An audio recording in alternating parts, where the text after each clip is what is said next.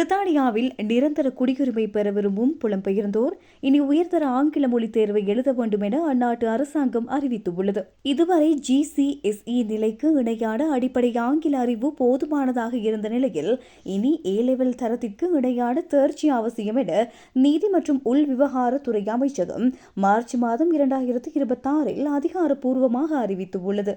இந்த புதிய சீர்திருத்தத்தை இங்கிலாந்து உள்துறை செயலர் ஷபானா மஹ்மூத் அறிமுகப்படுத்தியுள்ளார். இது அரசாங்கத்தின் ஏர்ன்ட் செட்டில்மெண்ட் கொள்கையின் ஒரு பகுதியாகும். புலம்பெயர்ந்தோர் பிரித்தானிய சமூகத்துடன் முழுமையாக ஒன்றிணைவதையும் உள்ளூர் மக்களோடு சரளமாக உரையாடுவதையும் உறுதி செய்வதே இந்த திட்டத்தின் முக்கிய நோக்கமாகும். புதிய விதிகளின்படி விண்ணப்பதாரர்கள் வாசித்தல், எழுதுதல், பேசுதல் மற்றும் கேட்டல் ஆகிய 4 திறன்களிலும் தங்களின் புலமையை நிரூபிக்க வேண்டும். இதற்கான அதிகாரப்பூர்வ நடைமுறைகள் 2027 மார்ச் மாதம் முதல் அமுலுக்கு வருகின்றன.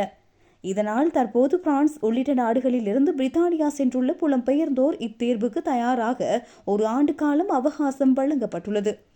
இந்த மாற்றங்களோடு நிரந்தர குடியுரிமை பெறுவதற்கான காத்திருப்பு காலமும் அதிகரிக்கப்பட வாய்ப்புள்ளது.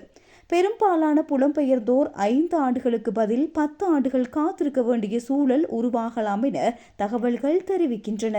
எனினும் மருத்துவர்கள், செவிலியர்கள் போன்ற பொது சேவை பணியாளர்களுக்கு இதில் சில சலுகைகள் வழங்கப்படலாம் என எதிர்பார்க்கப்படுகின்றது. நைஜீரியா, இந்தியா போன்ற ஆங்கிலத்தை அலுவலக மொழியாக கொண்ட நாடுகளில் இருந்து வருபவர்களுக்கும் இத்தேர்வு அவசியமாகலாம். பிரித்தானியாவில் வசிப்பது மட்டுமே குடியுரிமைக்கு ஆதாரமாகாது.